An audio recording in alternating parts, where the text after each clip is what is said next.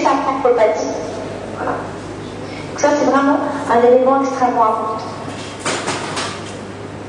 Alors, je vais vous montrer maintenant les outils justement que Thompionnet pouvait utiliser, qui sont présentés ici. Vous voyez, on a des herminettes, des gouges, des ciseaux à bois, et puis les feuilles et les racines avec lesquelles on va concocter la préparation, qui est la préparation qui permet tout simplement de faire la pacification.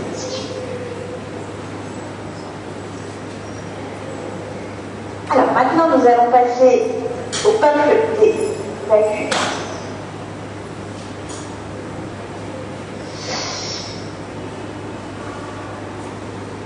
Voilà, donc.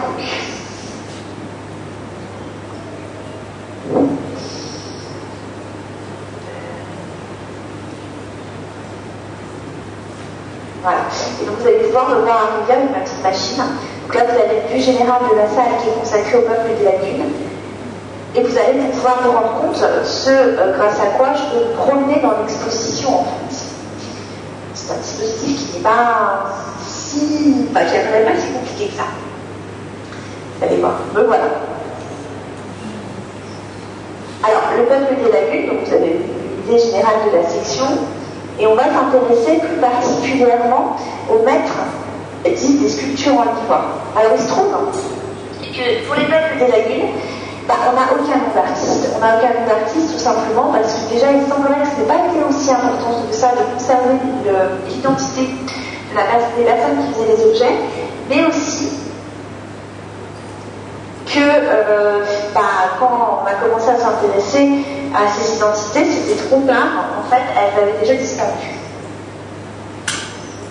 Alors, il semble que pour le peuple des lagunes, pour eux, on ne devient pas artiste. C'est-à-dire qu'en gros, on est avec un savoir-faire particulier, avec un talent, avec un don, c'est quelque chose qui est inné, et ce n'est qu'ensuite qu'on l'exprime. Mais on ne peut pas devenir artiste, on n'apprend pas à devenir artiste.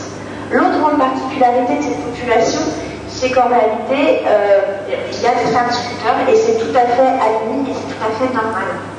C'est à peu près les seules cultures de Côte d'Ivoire dans lesquelles on va trouver cette spécificité. Alors j'en profite pour juste vous préciser une chose, c'est que toutes les civilisations de Côte d'Ivoire ne sont pas représentées dans l'exposition. Concrètement, ça aurait fait une exposition où il aurait fallu avoir beaucoup de place, et donc il a fallu faire un choix. Voilà. Donc je vous montre ici, alors voilà, pour cet artiste on a fait un nom de convention, donc le nom c'est le maître des sculptures en ivoire, et vous avez ici un manche de chasse-mouche, qui est un tout petit objet. Je vais vous donner l'idée de l'échelle, puisque c'est un objet qui est plus petit qu'un crayon. Un crayon à papier, vous voyez. Donc, c'est un objet qui est d'une finesse absolument incroyable, mais c'est un objet qui est aussi un petit peu difficile à interpréter. En fait, il y a quand même une grosse probabilité pour que cet objet n'ait jamais été utilisé, parce qu'il semble qu'il ne porte pas de traces d'usage ou d'usure. Il n'y a pas de patine, l'ivoire a gardé sa couleur pâle. Alors après, savoir exactement ce qui représente, c'est la difficulté, elle est là. Est-ce que c'est un Africain qui a pris un certain nombre des symboles des colons pour asseoir son pouvoir, ou est-ce que c'est un colon qui aurait pris un certain nombre de symboles africains pour asseoir son pouvoir? La question reste en suspens. Donc vous voyez qu'il est vêtu, en fait, il porte un petit casque colonial. Il a des éléments décoratifs tout autour du visage, une espèce de petite collerette qui n'est pas une barbe, hein. C'est vraiment un élément décoratif qu'on retrouve par exemple chez les Youlés ou chez les Baoulés, qui semble que ce soit quelque chose de commun à ces populations qui sont de toute façon voisines. Il a les deux mains comme ça sur sa barbe, ça c'est un signe de sagesse, de respect aussi, cette façon indiquée que si on a affaire à un homme qui est un peu plus âgé et qui donc a eu une expérience de la vie. Il porte une espèce de chemisette avec un motif, vous voyez, de tiro, et il a des petits bouts sous ses manches.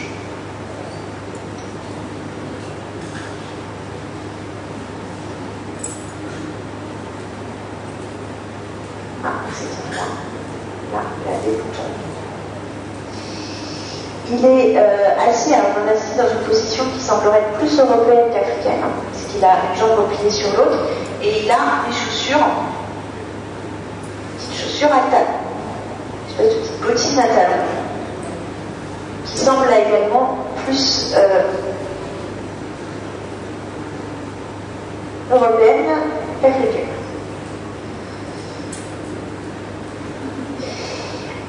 Alors par contre, il est en train d'être... En fait, il a des pieds qui reposent sur un animal. Alors l'identification n'est pas forcément aisée, c'est un félin. Certains y reconnaissent une panthère. Bon. Je m'avancerai peut-être pas, moi, en tout cas, je vous dirais qu'il s'agit d'un félin. Pourquoi les félins? Parce qu'il se trouve que les chiens avaient pris l'habitude d'avoir comme animaux domestiques des félins, donc les forces de la nature, qui sont puissantes, mais qui sont contrôlées en fait par ces chefs. Donc c'est une façon pour eux de s'assimiler en fait le pouvoir de la nature pour pouvoir utiliser leur propre utilité en fait. Voilà. Alors on a d'autres œuvres d'ivoire qui sont présentées. Les lagunes, les peuples des lagunes sont effectivement parmi les seuls de cette région à travailler l'ivoire.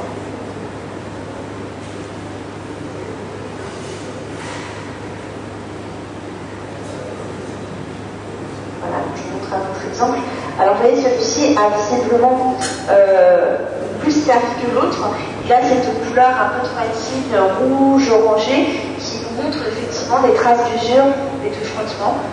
Donc là aussi, hein, il y a peut-être une petite difficulté sur l'interprétation iconographique. Enfin, il semble plus attesté que ce soit la représentation d'un colon, et en tout cas, c'est un objet qui a clairement été utilisé. Et donc, comme ce sont des manches de chasse-mouche, les poils, les crins du chevaux, les se mettent en fait au niveau de la partie basse sous les pieds, ce qui fait que concrètement, quand cet objet a été utilisé, et le personnage avait la tête là. Je ne vais pas en mettre trop.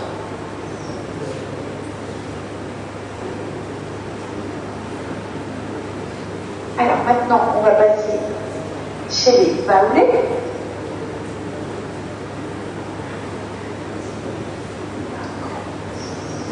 Une section qui est assez importante en ce qui concerne les baoulés. Je vous donne un aperçu.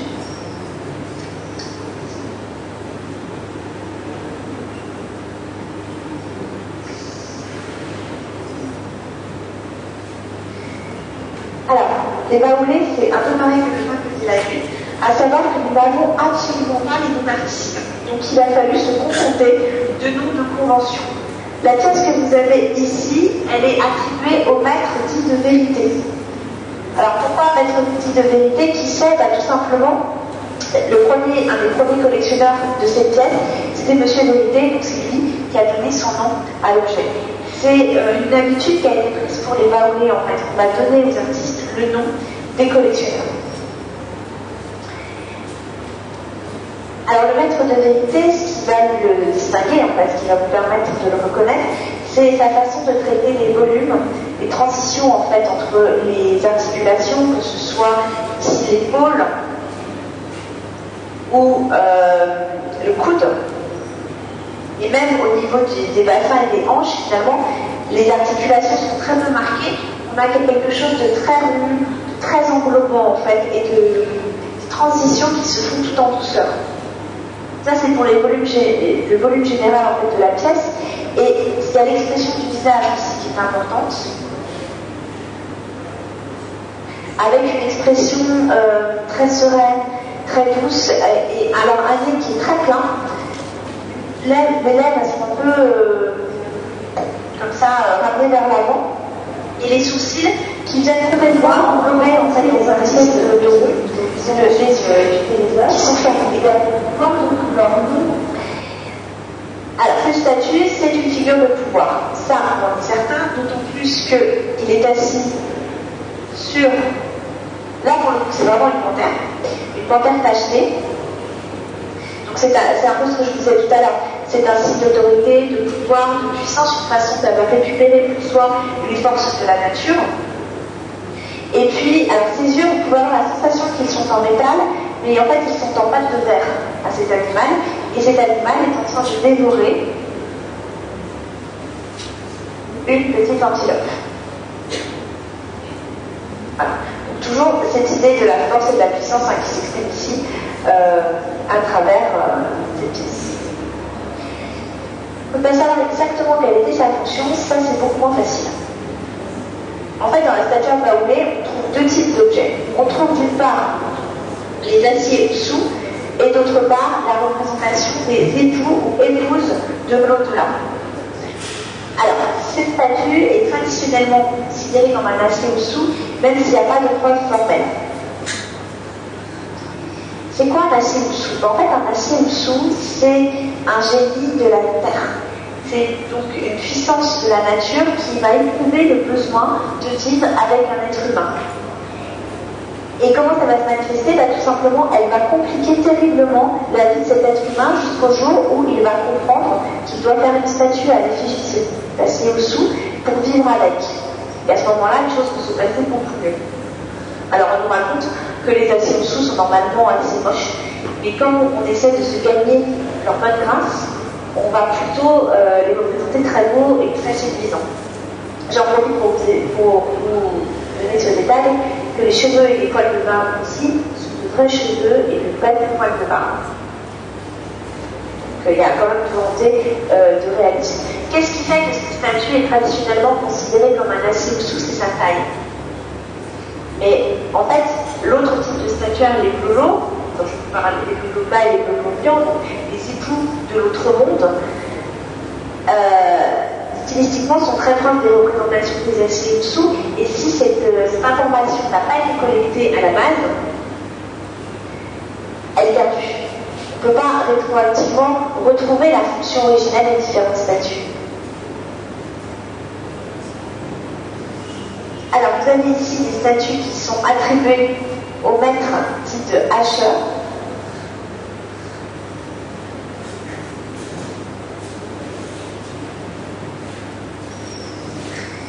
Qu'est-ce qui va caractériser le style du maître d'Asher? C'est que ces statues sont guidées, en fait, c'est très sensible sur celle-ci, avec une tête qui est peut-être un petit peu plus, trop volumineuse pour le bout. Il y a quelque chose de très grêle aussi au niveau des membres, et puis les mains et les pieds qui sont disproportionnés, en fait, par rapport au reste de la volume du corps. Ça se voit très bien sur celle-ci. Regardez la taille des mains qui est quand même assez imposante par rapport aux genoux qui sont juste en dessous. Alors, que sont les époux et les épouses de l'au-delà? Tout simplement, quand un individu naît sur Terre, il va quitter le monde des morts, en fait, notre monde d'une certaine façon, et pour vivre sur Terre. Sauf que dans le monde des morts, il va laisser sa famille, son conjoint ou sa conjointe, qui peut éprouver le besoin de se manifester, en fait, au cours de la vie de l'individu, qui peut éprouver le besoin de lui dire tu m'as oublié, être un peu jaloux peut-être, et ça va se manifester comment? Ça va se manifester par ce qu'on appelle les troubles de la personnalité, en fait aujourd'hui à l'adolescence, les comportements, ce genre de choses, ou tout simplement quand un couple reste stérile pendant très longtemps. Et pour y remédier, on va faire une statue de son conjoint, de sa conjointe de l'un, on va avoir la révélation de l'apparence de son conjoint ou de ses conjoints de l'au-delà en rêve. Et donc on va aller voir le sculpteur et on va lui dire comment est son conjoint de l'au-delà. Bien entendu, ce conjoint de l'au-delà est très beau. Toujours.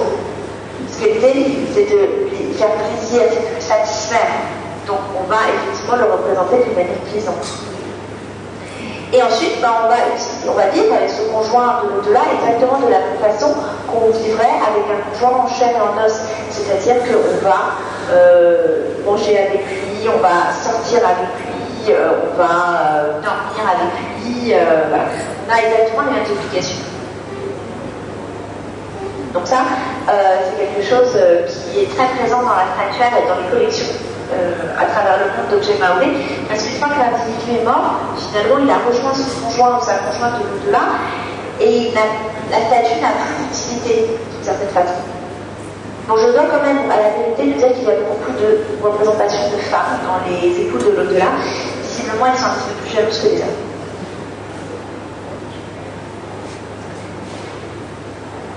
Alors maintenant, nous allons traverser la section consacrée au baoulé et nous allons passer chez les lobbies.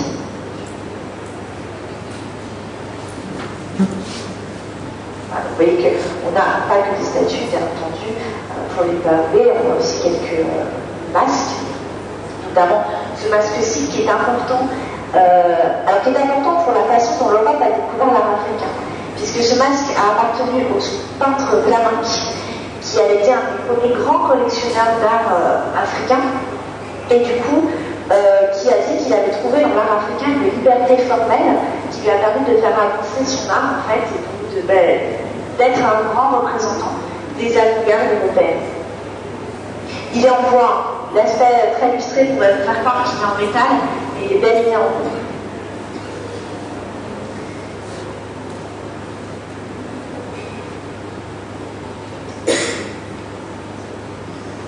Et donc maintenant, nous passons chez les lobbies.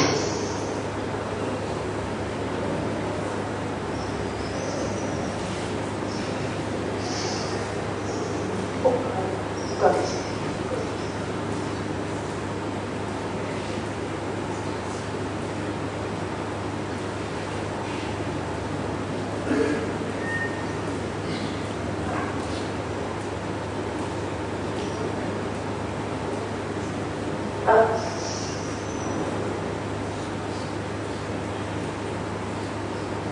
Voilà. Donc nous voilà chez les lobbies. Voilà.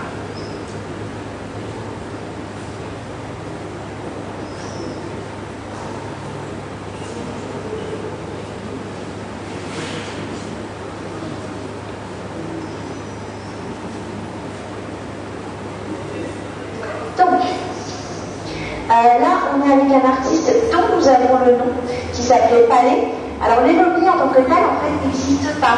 Les lobbies, c'est un regroupement de populations qui, pour justement fonder leur identité lobby, ont eu besoin d'avoir une structure commune. Et ces structures communes, ils l'ont trouvée dans la société initiatique masculine du Joro.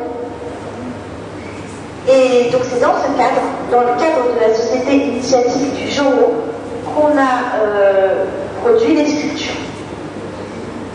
Donc finalement c'est une tradition qui est relativement récente, la sculpture dans le monde lobby. C'est aussi une tradition qui a été un petit peu étudiée sur... on a commencé à s'intéresser dans les années 70 à peu près.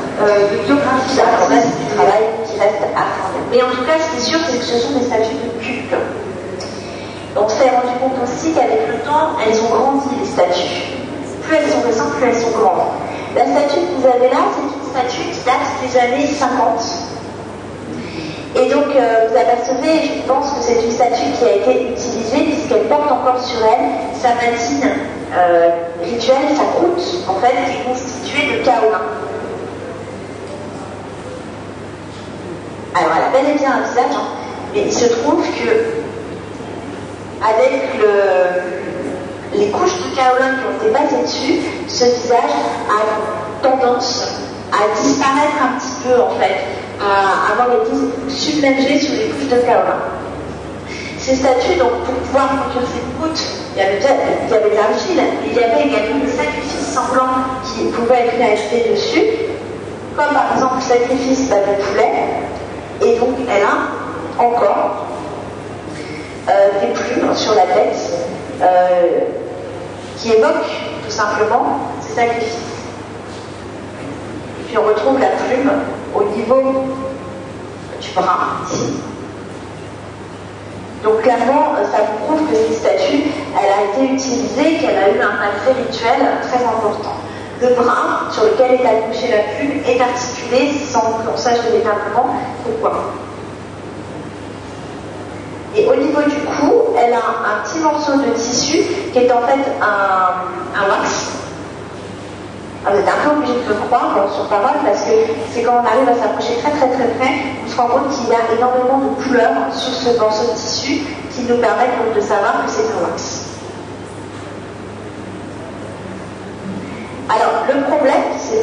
statuaire lobby, c'est que cette statuaire, elle a une esthétique assez différente de ce que je vous ai montré jusqu'à présent. Elle a un petit peu dérouté les Européens quand ils l'ont découvert. Et les patines comme ça les a vraiment dérangés parce que déjà ça renvoyait à une pratique rituelle qui n'était pas forcément satisfaisante pour eux d'une part, et d'autre part, ça ne permettait pas de voir les formes. Donc la plupart du temps, les patines ont été grattées. Ce qui donne par exemple la statue que vous avez juste ici. Ce qui pose plusieurs problèmes. Bon, un problème de conservation et un problème structurel, puisqu'effectivement, le bois, en étant gratté, a été extrêmement abîmé et fragilisé. Et puis ça pose un problème, j'avais hérétique, c'est quasiment ça, parce qu'en réalité, en grattant la patine de ces statues, on leur a enlevé ce qui faisait que ce pourquoi ils avaient été conçus. Donc finalement, c'est un peu dérangeant de ne pas avoir conscience de l'existence de ces patines quand on regarde ces objets, parce qu'ils n'étaient pas faits pour être vus comme ça. Alors maintenant, on va passer chez les coraux.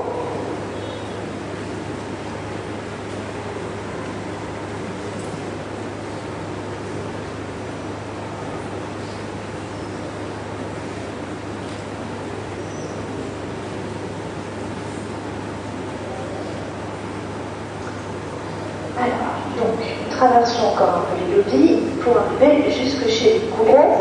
Et nous allons donc parler d'un artiste qui s'appelle le Maître de Bouaflé, qui est un artiste qui a été actif dans les années 1900-1920 à peu près.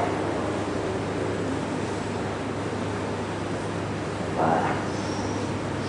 Et donc nous allons parler de ce masque-ci, qui représente en fait Gou. Gou, elle fait partie du triade du masque.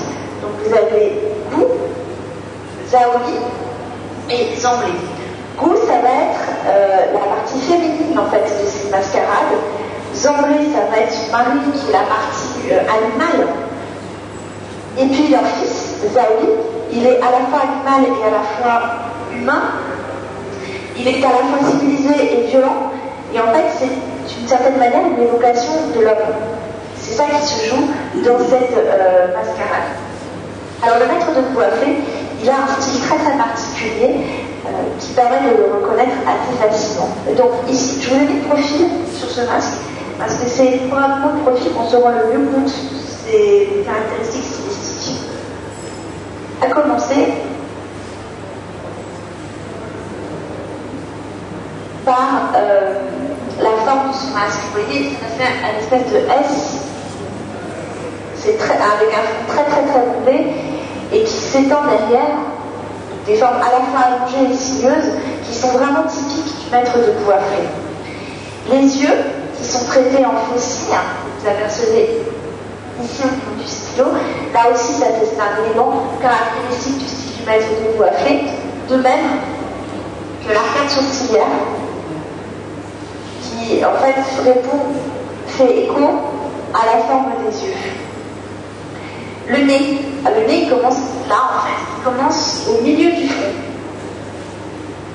Et ensuite, il se continue et il revient un petit peu en trompette pour tout simplement terminer la forme du masque.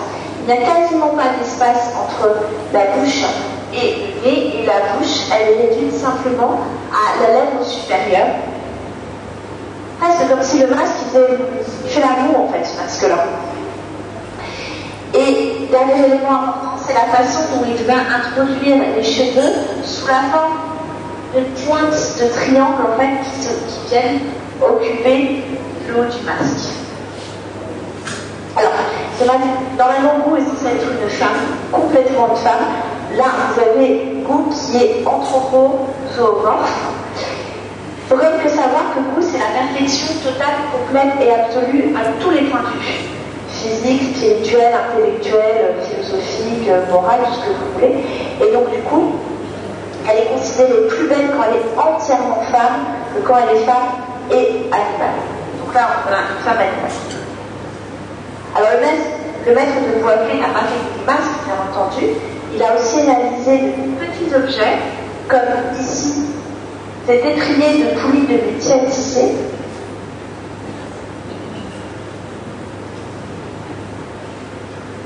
Alors, juste pour vous donner une idée de la grandeur, je reprends mon stylo et vous voyez qu'on a toujours un objet qui est plus petit en fait qu'un crayon. Mais on va retrouver ici toutes les caractéristiques que je vous évoquais il y a un instant. Donc déjà, l'impression générale d'élévation, la petite bouche. Alors ici, elle dessine un très léger sourire. Le petit nez en trompette, la patine noire qu'il a mise sur l'objet, elle est partie sur le bout du nez. Ça permet de bien voir cette petite forme qui remonte un petit peu. Au niveau des yeux, vous avez ce traitement en faucille redoublé par les sourcils.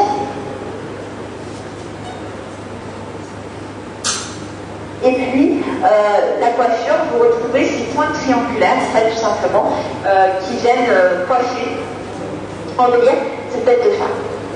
Alors pourquoi est-ce que le maître de Bois-Clé, qui faisait des grands masques, était probablement beaucoup plus lucratif que des petits objets comme ces étriers de poulie de métier à tisser, a accepté ce genre de commande? Ces objets qui étaient très petits voyageaient très facilement en fait à travers les territoires et donc permettaient au maître de Bois-Clé d'élargir son audience. Et c'est la raison pour laquelle, probablement, il a accepté ce genre de commande.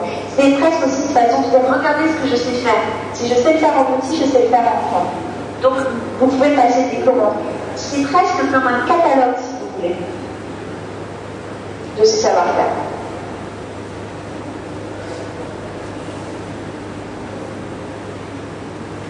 Alors, on va continuer à avancer pour vous montrer ces masques qui sont dans le fond là, qui sont beaucoup plus colorés, qui sont donc des représentations de Zaoud et qui sont des masques récents, puisque le premier que vous avez, c'est un masque qui date de 1975 et que les trois autres à côté sont des masques qui datent de 1985. Ce sont des œuvres de Botti qui continue à travailler dans une certaine forme de tradition, puisqu'il continue à s'appuyer sur la représentation des masques de Zaouli traditionnels, et en même temps il y a une forme de modernisation de cette tradition, déjà avec l'emploi des couleurs. Et vous voyez ces masques qui sont quand même assez vifs.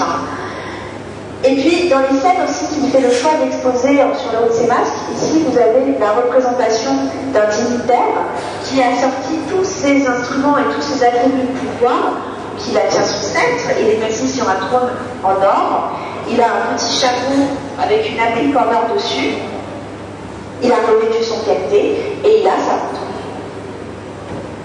qui est donc un symbole de richesse. Donc il y a une adaptation quand même à l'évolution de la société que vous retrouvez très bien ici, qui est très sensible sur cette question. Donc je vous propose maintenant que nous passions chez les Ségoufo. Alors la plupart des objets, voire l'intégralité des objets Ségoufo que nous avons dans l'exposition, ce sont des objets qui relèvent de la société initiatique du Congo. Alors je vous montre de face, mais on ne va pas s'arrêter de face parce qu'il y a un reflet. Je vais vous le mettre de profil après, ça va bien mieux. Et non seulement ce sont des objets qui relèvent de la société initiatique du Congo, mais la plupart proviennent du bois sacré de l'Akara. Donc l'œuvre que vous avez devant les yeux, elle a été attribuée au maître 2 de l'Akara. Sachant qu'il existe bien entendu un maître 1. En fait, dans les années 1950, il y a eu un courant, il y a eu le culte de Massa. Et Massa a affirmé qu'il fallait suivre une nouvelle religion et qu'il fallait détruire tout ce qui relevait des anciennes croyances. Donc il y a eu un mouvement d'iconoclasme très fort qui s'est développé à ce moment-là et qui a poussé à la destruction de certain nombre d'objets. Et il se trouve qu'à l'Atari, il y avait un père blanc, le père Clarence, qui lui a dit non, plutôt que de détruire, vendez-moi. Et donc ça vous explique pourquoi cet ensemble de pièces de bois sacré de l'Atara se trouve aujourd'hui en Europe. Alors le Congo, c'est une société qui a pour but de permettre aux garçons de devenir des hommes à travers des cycles initiatiques. Les 3 premiers cycles sont obligatoires et puis ensuite c'est en fonction des mérites, des envies et de chacun que les choses se mettent en place. Et les personnes qui vont faire le cycle jusqu'au bout, qui vont devenir des grandes initiées, elles ont droit, au moment de leur mort, à des rituels funéraires particuliers. On les met dans leur linceul et ensuite on va tordre le linceul autour d'elles, un peu comme si on était en train de les essorer.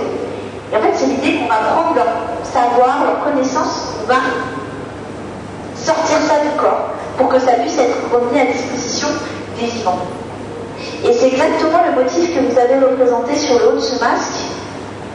On a des espèces de tourbillons en fait, qui sont donc l'évocation de ces linceuls qu'on tordait pour extraire le savoir du corps des grands initiés. Je pense que vous avez remarqué que c'est une femme. C'est pas n'importe quelle femme, il se trouve que dans le Poro, dans l'enseignement du Poro, on va expliquer aux garçons que les femmes ont quand même un rôle assez important, voire central dans la société humaine, et donc l'initiation est chapeautée par la mère de l'initiation qui s'appelle Katsieleo, qui est représentée ici. En tout cas, ce qu'on va mettre en scène souvent, c'est le fait qu'il faut un homme et une femme pour que les sociétés continuent d'exister. Donc là, ce masque-là est tout seul et il devait probablement avoir un pendant masculin et qui a disparu.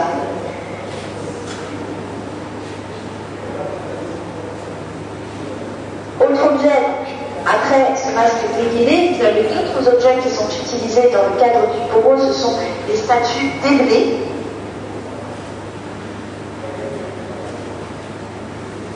Comme celle que vous avez ici. Ces statues déblées, en fait, sont utilisées au moment... Elles sont utilisées au moment des funérailles d'un grand initié également.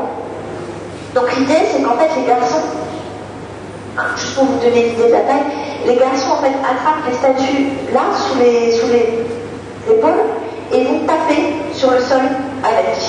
C'est une façon de prévenir en fait les autres, les initiés qui sont déjà morts, qui sont devenus des ancêtres, qu'il y a quelqu'un qui s'apprête à les rejoindre et que par conséquent ils doivent s'apprêter eux à l'accueillir correctement, à lui faire une petite place et à l'accueillir dans leur communauté. Presque comme s'il frappait à la porte en fait.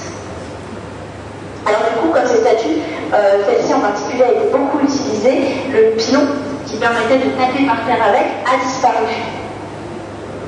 Mais on l'a sur la statue qui est juste derrière en fait, qui est restée. Voilà. Où là on aperçoit la base du pilon. Probablement que cette statue a été moins utilisée, ce qui lui a permis de conserver son intégrité physique. Donc après au niveau stylistique, ce qui va permettre de caractériser les maîtres de la Ta'a, c'est le visage comme ça, très en avancé, avec le menton qui part véritablement vers l'avant, et la bouche qui est figurée dans le menton. Et puis la forme du nez aussi, qui se termine presque comme une flèche, c'est aussi un élément distinctif. Alors on va terminer en fait avec quelque chose auquel les commissaires d'exposition étaient très attachés, qui était la présence de l'art contemporain. Parce qu'effectivement, montrer l'art traditionnel en Côte d'Ivoire leur semblait important, mais il voulait montrer aussi que voilà, la vivacité artistique ne s'est pas arrêtée en Côte d'Ivoire et que les artistes ont continué à produire des choses. Donc ici, vous avez le travail d'un artiste qui s'appelle Kofi Kouakou, qui va donc représenter en bois des objets de consommation plus ou moins courantes. Donc là, ce sont des robots. Et la salle, elle est dominée par une œuvre assez imposante et assez majestueuse de Kokopi. Vous avez découvert ensuite des œuvres du peuple des lagunes. Tourner un petit peu autour. Donc, en fait, ce sont des poteaux de bois, des poteaux de bois, qui sont tous issus du même c'est du bois noirci, et qui donc sont toutes surmontées par une tête, par un visage, hop. Et chacun de ces visages a une expression différente. Alors une expression de tristesse, de mélancolie, d'abattement, mais toutes différentes.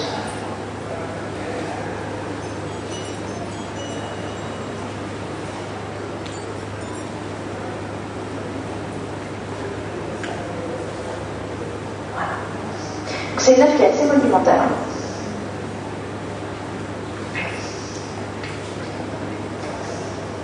Donc voilà, cette œuvre, ici, ce qui est intéressant, cette œuvre s'appelle Exode.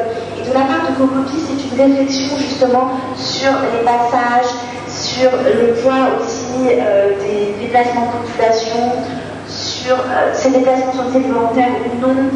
Bien entendu, derrière tout ça, vous trouvez la question de l'esclavage et de cette mémoire collective que nous avons vis-à-vis de l'esclavage. Et en fait, l'idée, c'est qu'on se met au centre de l'œuvre. Et donc on devient en fait une part de ce tout, une part de ce trou qui a été éclaté, qui évoque donc effectivement le fait que certaines familles se sont trouvées éclatées un petit peu partout. Et comme nous nous retrouvons au centre, on refait le lien entre tous ces éléments éclatés. Alors Kokopi, lui, c'est un artiste ivoirien qui a été formé en Côte d'Ivoire, qui a fait le choix de se tourner vers la sculpture à une époque où la plupart des artistes ivoiriens se tournaient vers la peinture. Il a demandé l'autorisation de pouvoir faire de la sculpture sur bois. Je vous l'ai dit qu'il n'y avait pas de problème.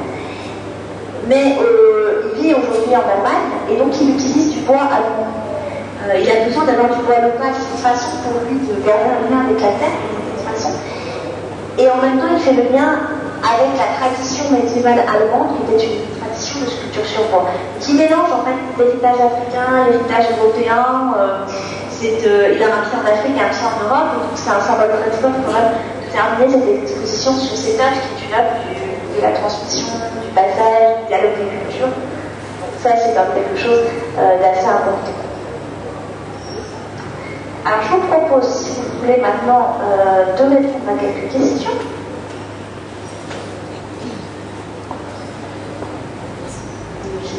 Voilà. Alors, mesdames et messieurs, nous sommes pratiquement au terme de notre exposition. Nous voudrions savoir si vous avez quelques questions. Donc, si vous avez des questions, vous levez juste la main et je viendrai vers vous avec le micro.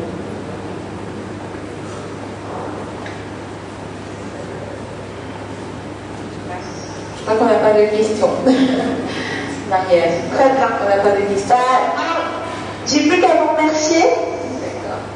Et puis vous dire qu'en tout cas, c'était la dernière web visite et que j'étais très heureuse d'avoir pu partager cette expérience avec vous. Et je vais vous passer Julia. D'accord. Merci. Merci beaucoup, Marianne. Merci pour tout. Au revoir.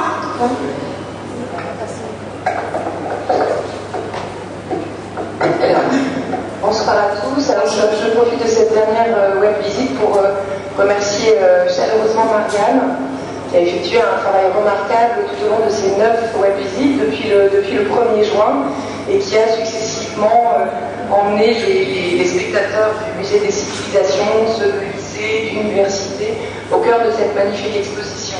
Donc je ne vais pas être longue, j'espère que la visite vous a plu. Je voulais vous dire aussi que ça a été un grand plaisir pour Lionel Zinsou, le président de la Société des Amis, et pour moi-même, de mettre en œuvre au sein du musée du Quai Branly et pour les spectateurs de Côte d'Ivoire ce magnifique projet. Je remercie encore une fois la Fondation Orange, sans qui cela n'aurait pas été possible, et Sylvie Mimelkassi du musée des civilisations, qui a constitué un partenaire absolument remarquable. Voilà, donc j'espère que vous ferez à partir de maintenant les ambassadeurs de cette belle exposition qui s'achève dans une semaine et aussi de ce magnifique dispositif des web visites. Et j'espère que nous aurons l'occasion de nous retrouver très bientôt, peut-être à l'occasion d'une autre exposition. Merci, une très bonne soirée. Merci.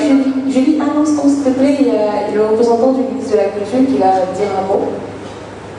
Absolument. Voilà, donc j'appelle M. Séconde. Il y a un mot pour marquer la fin de l'exposition.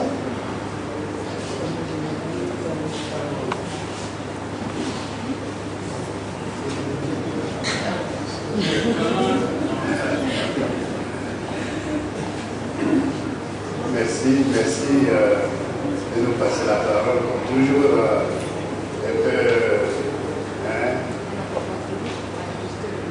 Bon, d'accord. Ah oui, d'accord, je ne suis pas seul, n'est-ce pas? Bon, je voudrais vous remercier à Paris de la présentation qui vient d'être faite. Je pense que à la salle, il y a beaucoup de conservateurs, de jeunes conservateurs, Et cette exposition a certainement plu à plus d'un. Je note qu'effectivement, l'exercice qui a été fait a mis l'accent sur la description formelle, la description esthétique des œuvres. Bien entendu, il y a eu quelques commentaires sur le contenu, sur le fond, mais je pense que pour les conservateurs ici, la description formelle et esthétique a été un élément très important. Et je pense que nos musées, effectivement, gagneraient à développer cet aspect formel des œuvres. L'œuvre d'art est une combinaison en Afrique de la forme et du fond. Je pense que ce que vous nous avez montré montre clairement qu'on peut associer les deux aspects de l'œuvre d'art en Afrique. L'association de la forme, de l'esthétique et du contenu anthropologique des œuvres. Je voudrais dire l'émotion qui a été la mienne lorsque vendredi dernier j'étais à Paris et j'ai visité cette exposition. Vous ne pouvez pas comprendre l'émotion qui peut étreindre un Ivoirien en plein Paris de voir qu'une exposition importante s'organise autour du patrimoine de son pays. C'est extrêmement émouvant. Et je souhaitais vraiment vous le signifier et vous remercier pour cela. C'est nous qui vous remercions. Voilà. Je voudrais remercier tous ceux grâce à qui cette exposition a pu être montée, a pu être réalisée. La Fondation Orange, vous l'avez dit, et puis, bien entendu, Madame la Directrice, vous êtes la cheville ouvrière ici au niveau national de cette exposition. Et je voudrais aussi remercier tous les détenteurs d'œuvres d'art ivoiriens qui, effectivement, que ce soit les Suisses ou bien d'autres partenaires, eh bien, ont accepté de prêter leurs œuvres pour cette exposition. Je ne voudrais pas être long, je voudrais simplement vous remercier encore une fois. Je ne sais pas s'il faut dire qu'il faut prononcer le mot de la fin, j'en sais rien. Mais en tout cas, en ce qui nous concerne, nous sommes heureux d'avoir vécu cette expérience avec le musée du Quai Branly. Je vous remercie.